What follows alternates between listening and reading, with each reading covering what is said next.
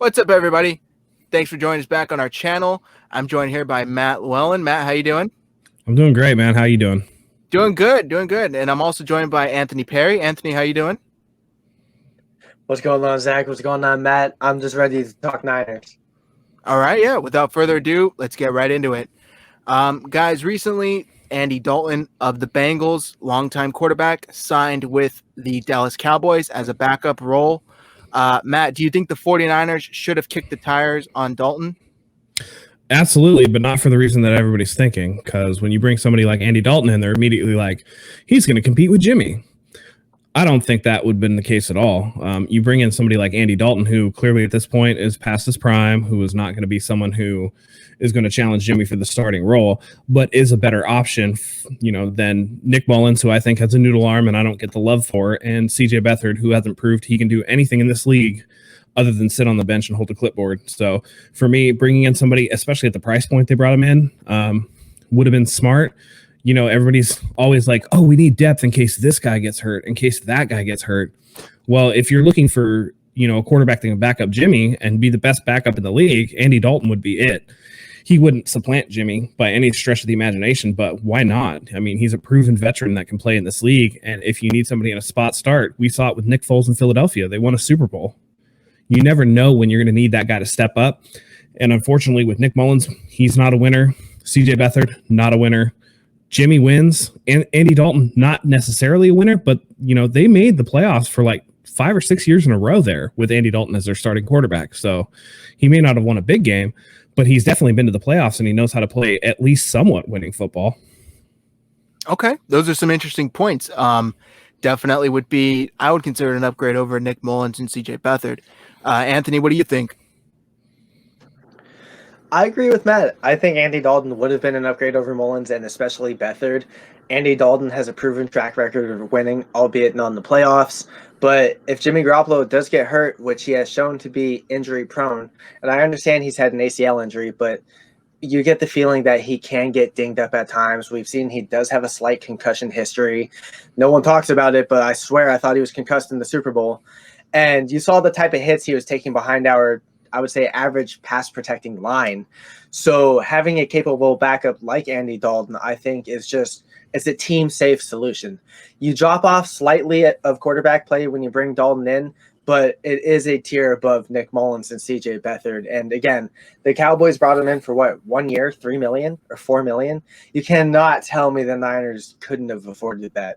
And yeah, I get that they like Nick Mullins and they like CJ Beathard, but as someone who's observed Andy Dalton's play, who's kind of gotten the crap end of the stick for most of his career, I think having a prominent backup role in San Francisco would have been the best case for this team and for him.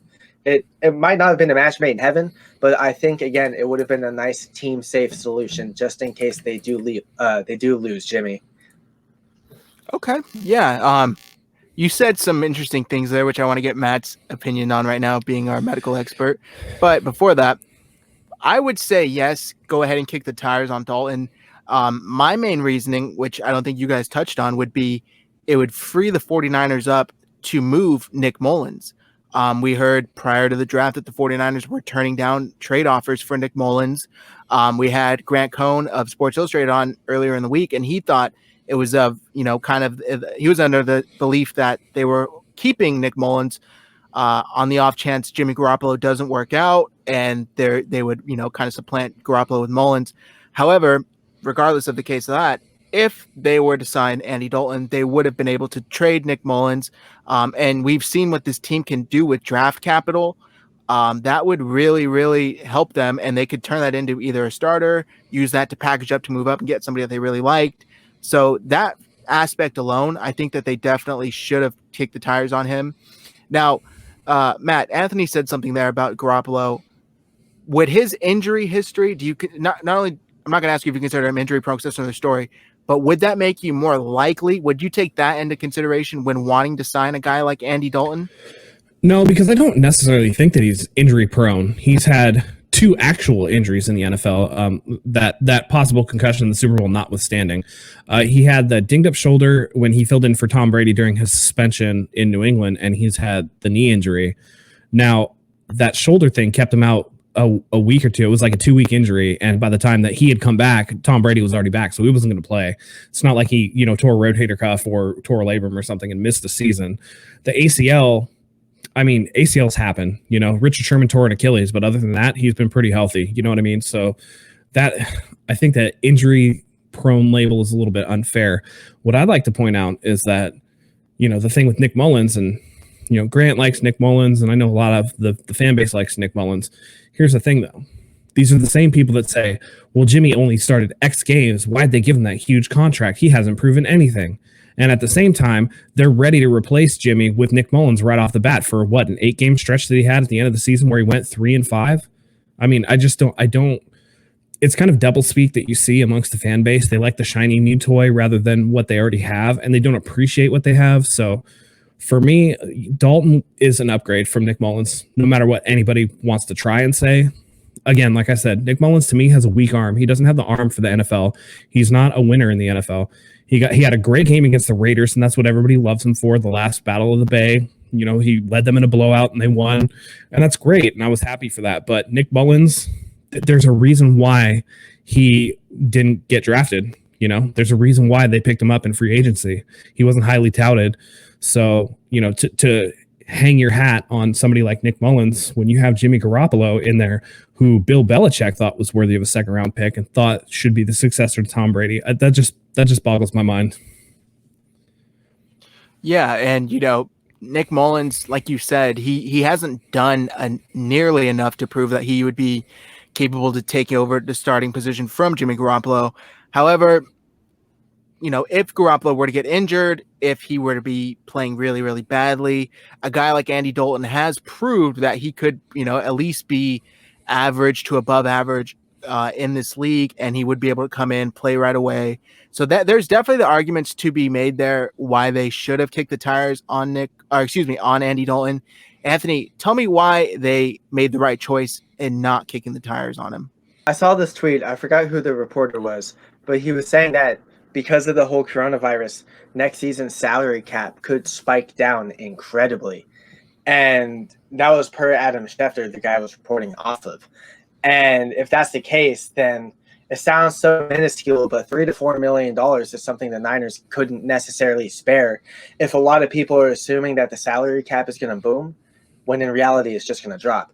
This happened in the NBA, and I want to say 2010 or 2011, when a lot of teams signed decent players to really big contracts, assuming that their salary cap was going to spike up, and it didn't. And the NBA and the NFL are two entirely different entities, because we all know NFL is king. The NFL does generate a ton of money.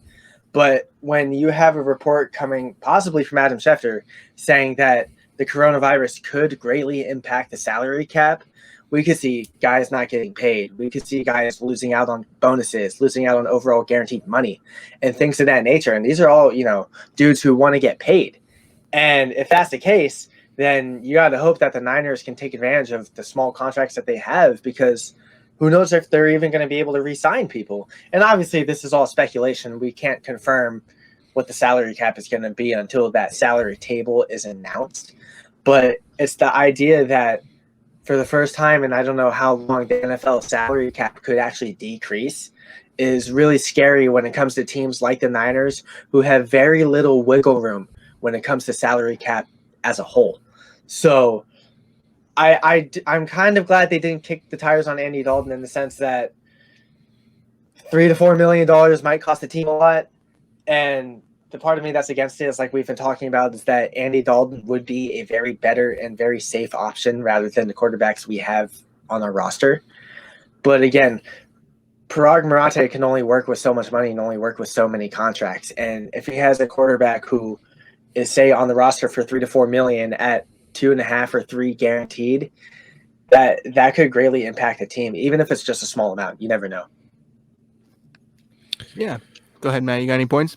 Yeah, I'd like to just push back on that a little bit. One, Andy Dalton signed for 1 year, so it would just be for this year. It's way too early to say anything about the salary cap raising or lowering at this point. We don't know what's happening with the situation that's currently going on with the country. But if anybody's going to, at least hold the salary cap where it is, it would be the NFL. Most of their money comes from their TV deals and not necessarily attendance, which a lot of teams have crappy attendance anyway. So a lot of that money is coming from their TV revenue. And the third thing is the real reason why they didn't bring in Andy Dalton, and let's be clear on this, is because they know most of the fan base would be like, well, he's here to replace Jimmy, because that's exactly what they're doing with Dak Prescott.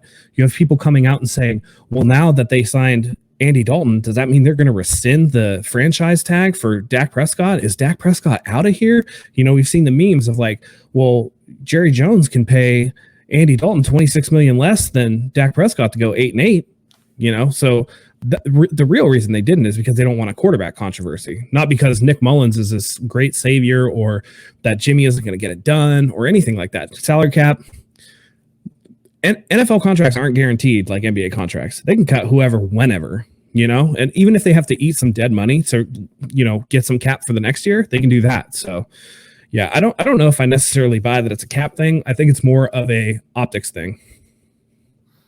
Okay. Yeah, those are good points. Yeah, whatever the situation is right now, there will be ripple effects most likely, but we definitely can't say for sure how that will affect things like the salary cap moving forward. That's going to do it for us today, guys. Thanks for tuning in to another episode of Niners News with 49ers Hive. Make sure you follow all of us on Twitter. Our handles are below on the screen right now. Go check us out.